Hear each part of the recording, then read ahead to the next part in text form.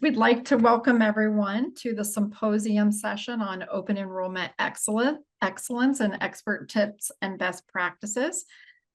Today, we will be self-introducing ourselves here in just a few moments, but just wanted to kick us off and let you know what some of the topics are that we're going to be covering today. So after our brief introduction, we will talk about the timeline and key planning milestones that you will need in preparing for open enrollment season, a materials checklist, the impact on teams and employees, communication and education strategies, and then post-enrollment debrief and the next steps. And thank you so much for kicking us off, Tanya. I'm really excited to be here today and just want to thank everyone for joining us this afternoon or this morning, whatever part of the country you're in.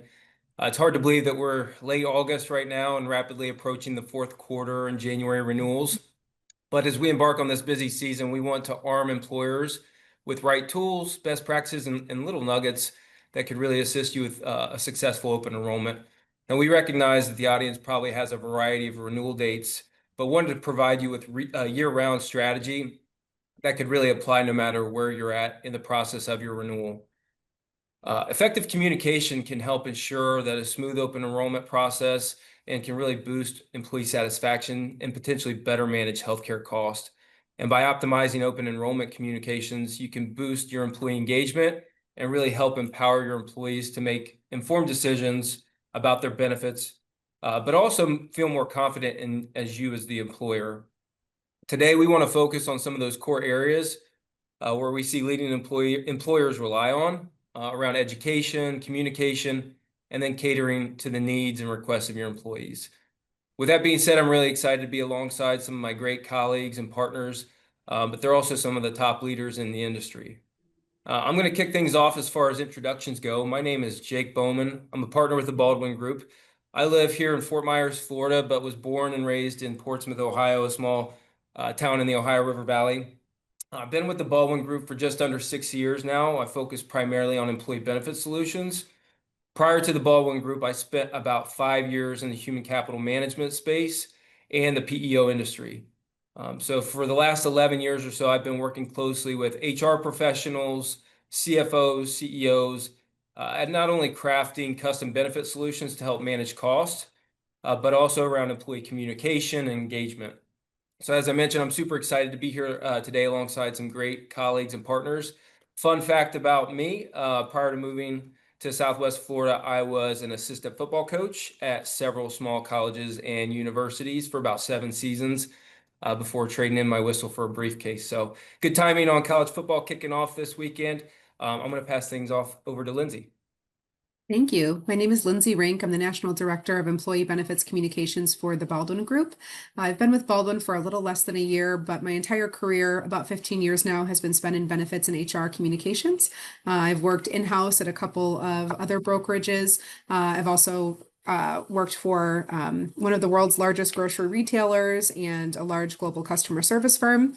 So I've spent my entire career helping organizations figure out how to meet their employees where they are, how to engage employees, and how to use benefits communications to really advance the initiatives that are happening within the entire HR function, of course, benefits, but across all that you do as HR leaders. A fun fact about me is I'm a trained opera singer. Like that. All right. Thanks, Lindsay. Hi, everyone. I am Cheryl Faust. I joined the client experience team at the Baldwin Group in 2015. So I've spent the last 10 plus years supporting our amazing clients through renewals and open enrollment. And now I'm in a role training our internal employee benefits colleagues on how to best do that as well. Fun fact about me, I will be running my first half marathon next spring, but definitely holding off on that until after open enrollment ends, of course. So yeah, great to be here. Thank you. Thank you all. And my name is Tanya Paul. I am an HR business partner with PuzzleHR. I have been here for approximately 3.5 years. Prior to that, I spent almost 20 years in the higher education space, mainly as an HR director. At that time, we were self-insured and I managed a $6 million plan. And let me tell you, it was a daily event to have to stay on top of that, to put together year over year strategies. Funding was not working in our favor most years, and we had to do a lot of things, put a lot of things in place to make sure that we were running a very efficient plan. So we'll talk a little bit today about some of those things with the team. Quick fun fact about me. I'm a grandmother, a Nana actually. I have 3 grandchildren and 1 on the way within the next 4 weeks. So very excited about that. And we look forward to talking to you more today about these strategies. Awesome. Well, I'll kick us off here with some conversation around how to set yourself up best for a great timeline in planning for open enrollment. As they say in real estate, location, location, location is everything. Well, when it comes to open enrollment, the key is timeline, timeline, timeline. In order to set your organization and your employees up for success, you'll definitely want to prepare a realistic and unrushed timeline so that everyone can comfortably navigate through each step of the open enrollment process. This includes setting some key milestones along the way with your broker. You should map out all the important details for what needs to happen in order to make your final decisions about your benefit plan. Our general recommendation would be to shoot for finalizing all of your decision details at a minimum of 60 days prior to your benefit effective date. That's if you're renewing with the same benefits and the same insurance company partners. You will want to build in additional time if you're going to be making any major changes to your benefit plans or if you're changing carriers. Big changes like that to your plans, networks, carriers, these things can require a significant amount of time and effort to implement for you and your team. There will also be likely more paperwork than usual, implementation phone calls for your team to attend, and a lengthier review and approval process for your plan documents. All of these factors are great things to consider as the timeline starts to take shape. Another thing to consider is whether your organization has a specific approval process before open enrollment can happen. We'll want to include that information in your timeline as well. So ask yourself, do I need a board of directors or my finance team to approve these decisions or the budget? Is a key decision maker or a critical team leader going to be out of the office when decisions need to be made? This is exactly the type of information you'll want to talk about early and often as this timeline comes together. Another area of the planning process that we often see neglected that can result in open enrollment delays is with the technology vendor that you use to enroll your employees in their benefits. Those vendor teams also need an advanced timeline to schedule, organize, build, and test your system so that it's in great shape by the time open enrollment begins and give your employees a great online experience. Considering all of these variables, we would recommend you stay in close communication with your team and your broker about what your timeline looks like on your end. That way, we can share what the process will look like for the changes that you're about to roll out to your employees. The key is to give everyone plenty of time to put all these moving pieces into place and have a smooth open enrollment. Next, Tanya is going to share some of the essential components to consider once the ball is rolling and open enrollment is around the corner. Tanya? Thank you. So let's talk about the open enrollment success toolkit. There are so many things that you need to gather to be able to launch for open enrollment. You have to be prepared. It sneaks up on you every year, and I'm speaking from experience. So really, one of the best things you can do is make sure that you're keeping your eye on the needle throughout the year and not allow that to happen, that you're waiting for renewal and open enrollment is right around the corner. So align your enrollment plans with the employee feedback. And one way in which you can do that is to have an employee survey.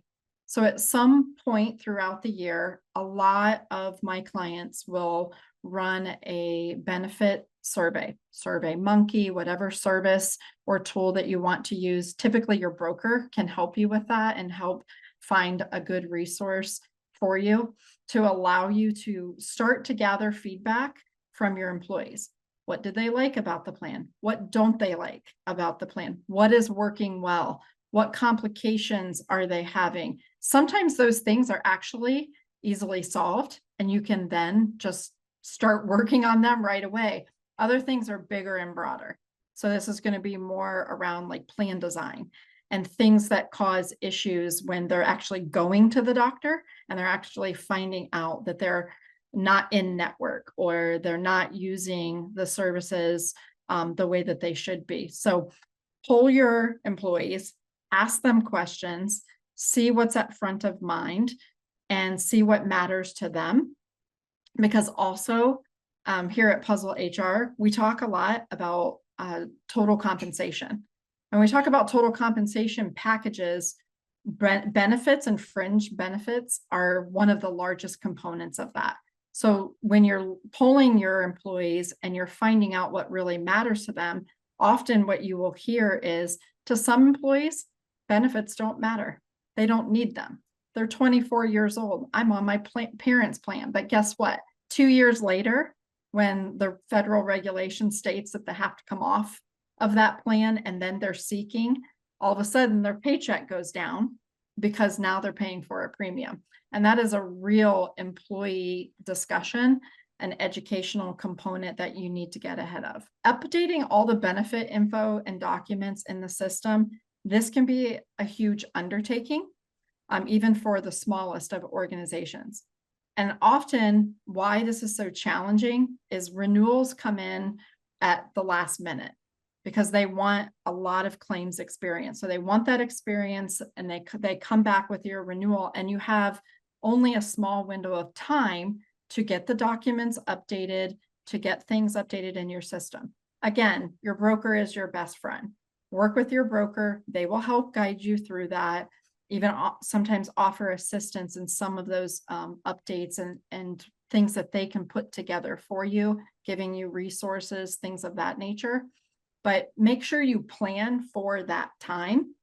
I remember a year when I was converting to a new Ben admin system. We were not ready, and we chose to delay by 2 days, even though we had communicated what the open enrollment date was going to be.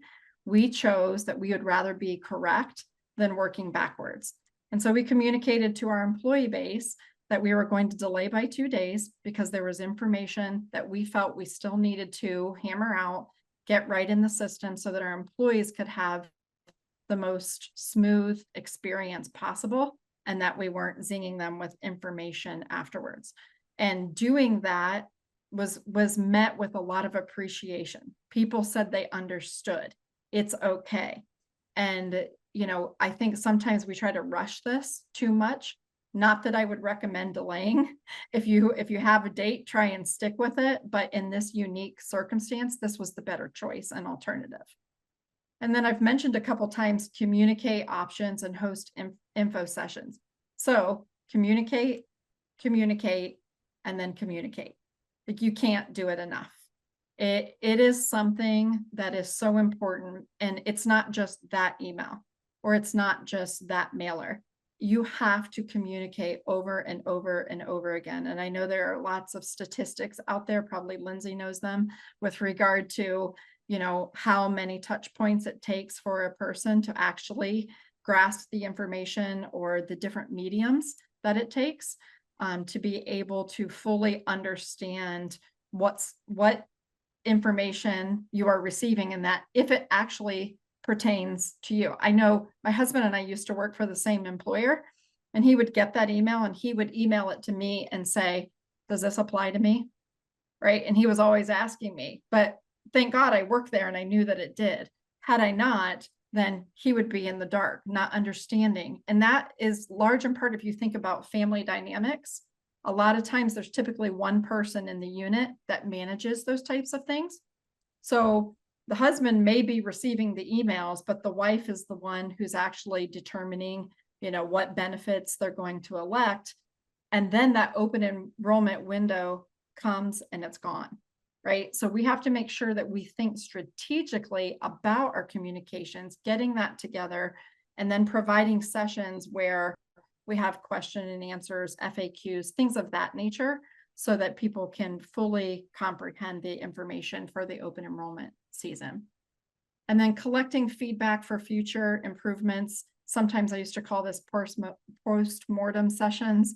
This is really just making sure also that you are taking note throughout the process of what went right and what went wrong, and then what needs to change in the future. Understanding the dynamics of maybe somebody's particular situation or circumstance. So, maybe somebody is going to be changing jobs, and there's a lot of questions about often, if I elect now, can I change later, and what type of life events qualify for that? So just taking note of what people are asking about, and about the entire process, that you can stay ahead of it. All right, thank you, Tanya. We should mention as we go through this webinar, if anyone has any questions throughout this, please just type it in the chat and we'll answer accordingly as quickly as we can. But we want to talk about the impact to your employees, not only from a member and utilization perspective, but also those that play an important role in managing the employee benefits program. And I know we've talked about this in a couple of the previous slides, but major plan and vendor changes can really bog down internal resources. For instance, things like blackout periods while new EDI or electronic data interchange feeds are being built, to educating employees on new formularies, and having to go back and go out and get prior authorizations if you make a carrier change, to new ID cards. Changes in benefits tends to have a cascade effect from the top down. And when you're making these major changes, just be prepared to take on, as Cheryl mentioned, the additional workload in the form of paperwork, banking, technology is a big one nowadays, and communication. Constant education and support is critical to a successful open enrollment, and employees need guidance and education before, during, and after the enrollment process to really understand what's changed, to understand making strong choices and how to really navigate the complex maze of healthcare. One resource that we have here at the Baldwin Group is our Employee Care Center, and it's a team of HIPAA certified, compassion trained colleagues that field calls from all the employees of our clients. This eliminates the back and forth confusion around claims, billing, prior authorizations, etc. But it also allows the employees to call if they have questions around plan designs or selections for what best fits their needs. As Tanya mentioned, oftentimes spouses are the ones making these decisions around what plans the employee is going to enroll in. So making sure we're not only arming those employees with education, but making it easy for their spouses to decipher the information to be able to make an important decision for their family. And then lastly, clear communication. When employers can effectively educate their employees on changes of the plan, employees tend to become more aware and confident in what they're electing and their benefits. And as I mentioned before, more confident in their employer, becoming more engaged and really more productive. Right. So let's dig into communications. Tanya kind of alluded to, it takes us hearing the same message over and over again before we really understand it. It's 8 times. We have to hear something 8 times before it really clicks in our brains what we need to do with that information. Maybe your children are making more sense to you now as I say that. Now that most of our kids are back to school, I know that I am certainly repeating myself every morning. Every morning it's like, it's Groundhog's Day. Everybody is shocked that their teeth must be brushed. Everyone is surprised that they must, put on shoes to leave the house. And I'm not comparing our employees to children, but the reality is our employees are spending their entire days doing their jobs. And so when we talk about open enrollment and we are giving them so much information that they need to sift through and understand, it's really overwhelming.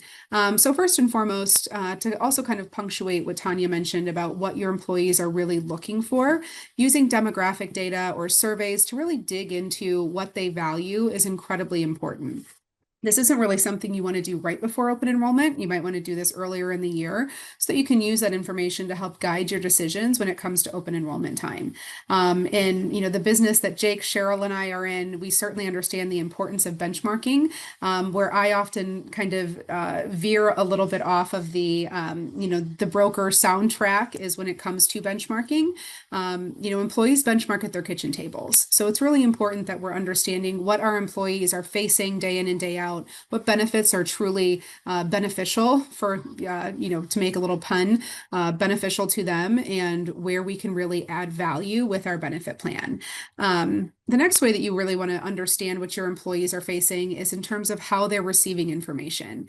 There's a kind of misconception, if you will, about different generations needing us to communicate to them in different ways. I don't subscribe to that. I've been doing this work for a very, very long time. And the reality is, in this day and age, we have the benefit of user experience professionals and folks who are developing apps and phones. They know exactly how to make this work for everybody. From my 5-year-old knows how to use my phone. My grandma knows how to use, the smartphone. So the user experience industry has really taken the guesswork out of it. Where we do want to make sure that we are offering different ways to reach employees is in how they are receiving information while they are doing their jobs. So if you work in an organization where you have office staff, or you have frontline staff, or folks maybe working on a line, or folks who are out in the field, they are all going to receive information differently. So that's really where you want to spend your time, is in understanding how does each employee group receive information, and how are we getting information into the hands of spouses, because that's always really important as well. In terms of making sure that information is accessible, my recommendation is to choose a single source of truth that's accessible to everybody, including spouses. So a single source of truth might be an intranet. It might be a microsite. It might even be your benefit guide, if that's what you have available to you. We want to find somewhere where we are constantly referencing back to for employees to get more information. And, we talked about it takes 8 times hearing or seeing a message. It doesn't mean that we want to copy and paste the same email 8 times, hoping that ultimately everybody reads it. It means that we're finding those 2 or 3 channels that are reaching everybody within the organization, or giving everybody the opportunity to find information. And then we're using those channels to drive back to that single source of truth. Now, this is where that 8 times piece starts to really become magical and starts to work. We aren't giving 8 different messages every single month. We are picking a single behavior, going to that single source of truth, for instance, and we are reminding people to go to that single source of truth every single month. And we are kind of wrapping that single behavior with new information. Here's why you go to that single source of truth. Here's the information that we're directing you to on that single source of truth. Going to the single source of truth becomes what we are communicating 8 different times. So we're kind of adjusting the way that we think about how we communicate. And instead of focusing simply on information recall, we want to be focusing on that behavior so that we are driving people to where they need to get information. And we should start this really early in the year. So as we think about open enrollment communication, when I'm working with clients, I look at January as the start of the runway for a successful open enrollment. So we're kind of wrapping up what we did in this prior open enrollment, and then we are already laying the groundwork for what do we want employees to know for the coming enrollment period. And when we do this, we're able to spread information out over more time, which ensures that employees really understand the decisions that they're making, so that we aren't shoving all of that information or all that education into the several weeks leading up to open enrollment. When it comes to scheduling communications, we want to be, of course, intentional with when we are having people enroll. And we want to be thoughtful about how early we start to share information. Oftentimes, especially if we have a big change or we want employees to be excited about what's coming for open enrollment, we tend to start early. And I would advise against this. Giving too much time and too much lead time really increases anxiety around making a big decision, especially because most people don't really understand the decisions that they're making. So they just kind of automatically go into a defensive position. And we'll talk a little bit more about that in a couple slides. But typically, if there are minimal changes to your plan, I recommend 1 to 2 weeks before enrollment, you're letting folks know enrollment is coming. Here are your options. And if you do have a little bit more complexity, you might want to add a week in there, give people a heads up that enrollment is coming, what their options are, and being really clear about what is changing and how to make the most of those changes or how employees will be kept whole. Change is emotionally very hard, but more time isn't always better. The best open enrollment campaigns are simple. So ideally, I like to focus open enrollment on just three things: what's available, what's changing, and how to enroll. The only way that we can really boil down open enrollment to be only focused on those three topics is if we've spent the prior 9 months communicating about all of the other pieces we want to communicate about. So earlier in the year, we should be talking about the importance of preventive care, how to get the most out of your benefit plan. What is your premium versus your copay versus your deductible? All of that education can happen so much earlier in the lead up to open enrollment. Again, we want to spread that messaging out over several weeks and keep it as simple as possible with the messaging. A common mistake that folks make when they are working through their open enrollment communication is that they try to make things sound good.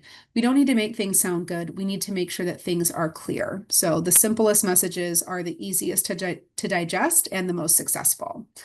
And again, we want that single source of truth to be the foundation for all things open enrollment. This helps limit overwhelm. So when we identify this is where you're going for all of your information throughout the year and for open enrollment, it's a familiar place for employees to go. They know how to navigate that single source of truth, and they're not trying to figure out, should I be using my decision support tool? Should I be going to my benefit guide? Should I be reading all the emails? What about this packet that came in the mail?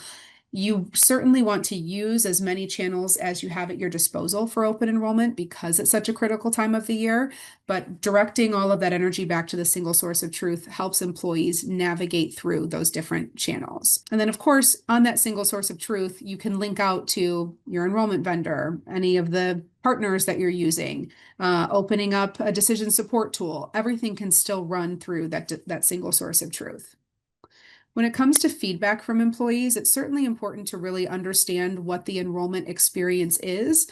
My caution or my recommendation is always to make sure that we are not asking questions that we can't immediately act upon, or offering to accept feedback that we aren't willing to make changes on. So really going into, soliciting feedback in a very thoughtful way. What do we want to do better? What do we need to change? What are we actually able to change? It's really important to be honest with yourself and honest with your employees about what is actually feasible from a feedback perspective. And again, this is why it's so important to also commit to thoughtful communication all year long. So we aren't only focusing on open enrollment, we are really trying to help employees understand what is available, and more importantly, how to use what's available and how to accurately value what is being invested in them via their benefit plan. But we can't do all of that at open enrollment time. So to circle back to why more time isn't necessarily good, is looking at this change curve. So when we face any change, this is a little bit of psychology. When we face any change, we go through what is called the change curve. And what I think is a little bit funny is when you look at the stages that you go through with change, they really mimic the stages of grief: denial, anger, bargaining, depression, ultimately acceptance. This is why time works against us at open enrollment. In reality, when we start communicating about open enrollment or start communicating about change, the clock is ticking. But employees aren't going to come out of that change and be happy about the change until they are actually using the new system and understand, oh, it's not so bad, or oh, it's not so different. The challenge for us in this space is that we're maybe enrolling, let's say, October or November for changes that can't be used until January and that may not realistically be used until much later in the year. So starting early doesn't help bring about that acceptance phase any sooner. It just really prolongs the amount of time that it takes to get to acceptance. So this is why, even communicating change too early isn't super successful. We want to communicate change thoughtfully. We want to communicate change transparently. And we want to really focus on how employees are going to be kept whole while they navigate through the change. This is also why we can't stop communicating at open enrollment. If you are implementing a new type of plan or you are offering new options for employees during open enrollment, you need to communicate that about open enrollment time, certainly, but then you absolutely need to be doubling down on that communication when the new plan year begins. So on the first day of that plan year, reminding folks, hey, these were some of the changes for the year. Here's how you use those changes. Here's how you navigate through those changes now that you actually can use or access whatever it is that we're offering, and then guiding them through that change curve until they are using the new system or the new program, whatever it happens to be, and are able to actually accept that change. Then the next piece, Cheryl, do you want to take this one? Yeah, happy to. Let's talk about what happens after open enrollment. So lots of great information from Lindsay. We've made it to the other side. We're moving quickly towards that acceptance piece. There are some critical tools that we can consider to level up our future open enrollments. And that involves reflecting on the one that we just had. So you can get started on that reflection shortly after your renewal date. But first, I just want to emphasize how important it is to pat yourself and your team on the back for a job well done. We firmly believe that open enrollment isn't really over until we've celebrated a little bit. That's what really kicks us into a great year. From there, we can set our sights on the future by reviewing what we did, what happened during open enrollment, what did and didn't work. At the Baldwin Group, we call this conversation a Baldwin 2020, and that's where we take a consistent, clear look in the rearview mirror and discuss what went great and what could be better. So you might want to ask your team questions like, how close did we get to hitting each target date on our timeline? Was communication with employees effective? What was their feedback after that education? Were the meetings that we hosted well attended? Were the materials engaging? Maybe we can monitor a click rate for online materials and things like that. Let's see how folks actually engaged with the information that we shared. And then, are there any open items that we still need to wrap up? All of this is really key to having a bigger discussion so that we can start applying those insights to make next year even better. Just remember, it's never too early to start thinking about the upcoming strategy and what the year ahead is going to look like. A bit more on this slide to that point, just in kind of a nutshell, reviewing those outcomes, pinpointing your wins, applying the insights, and planning early. Those are our key targets for doing that level up. Okay, so now we're starting to near the end of our presentation, but I have a question for our team at Baldwin. So could you explain to our viewers maybe one of the biggest missteps that you've seen or an issue that you've seen gone wrong so that you can help them frame it in their mind as, you know, in preparation and planning toward open enrollment, help our viewers prepare better based on something that you've seen in your careers? Cheryl, do you want to take that one? Yeah, absolutely. I'm actually going to share two little reflections that I have on open enrollment experiences. The first one is a misstep, which is related to the technology piece that I referenced earlier. It was really trying to sprint to the finish line of getting open enrollment launched, and the testing of the technology system for enrollment had not been quite robust enough to ensure that all of the premiums were showing accurately, that the rules that are built into the background of the technology system are offering the correct benefits to the correct group of people.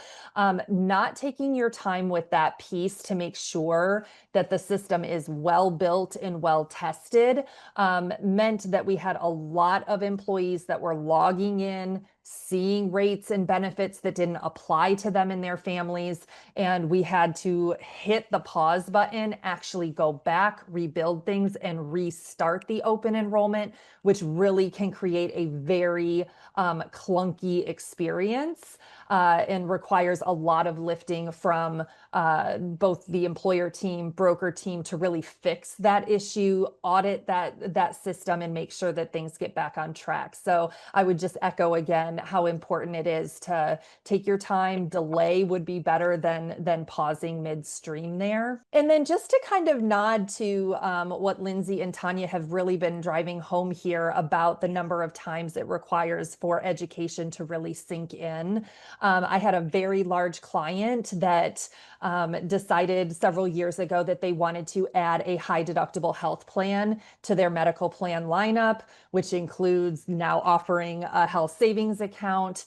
That sort of education initiative is multi-layered. That is a different plan type to understand co-insurance versus co-pays, helping employees understand how that bank account works. That is a lot of information coming their way hard and fast in order to make a decision in a quick turnaround. And so we really approached that with more of a 2 to 3 year strategy where we layered communication all year long, plus at open enrollment.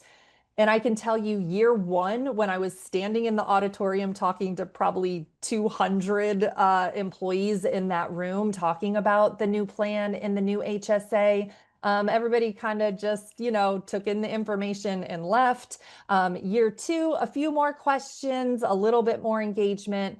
But man, can I just tell you, year three, after doing multiple touch points, delivered that in-person education to drive it home yet again. I had a line out the door of the auditorium of folks. You could tell they lit up, they started to get it. The light bulbs were going off about the differences with the premiums, and it was really a home run at that point. And so there's just real value in seeing the long game of something like this, and you might not see that initial migration that you're hoping for in year one, because we've got to play that education a bit longer. Yeah, and I would say, just to piggyback off of high deductible plans, we see so many employers now moving in that direction.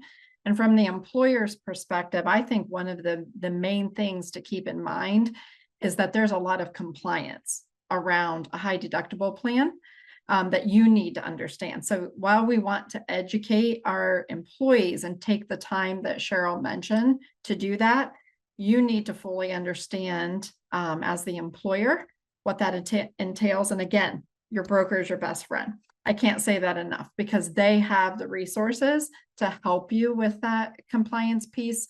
It gets really, really complex when you start talking about HSAs, FSAs, what the deductibles can be. There's just a lot of things there to keep in mind.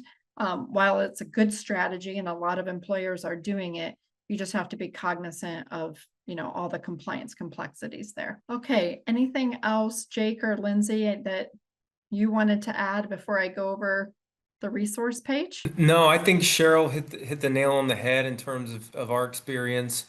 As we mentioned earlier, please feel free to chime in on the chat, and we'll answer it in the order that we receive those. But no, I appreciate everyone's feedback. You're good, Lindsay? I'm good.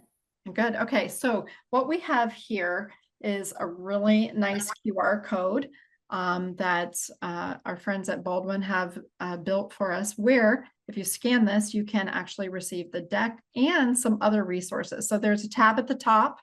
So if you slide over, and you'll get additional resources. These are some handouts that you can review and understand, that get you more granular information about some of the things that we've discussed today. So please make sure you capture that QR code and get those free resources. And with that, we are at the conclusion of our presentation. Again, we'll be monitoring the chat throughout. If you have any questions at this time, feel free to pop them in, and then we'll each go in and make sure that we get answers back to you. Thank you all. Thank you, everyone, for your time. Thank you. Yeah. Bye-bye.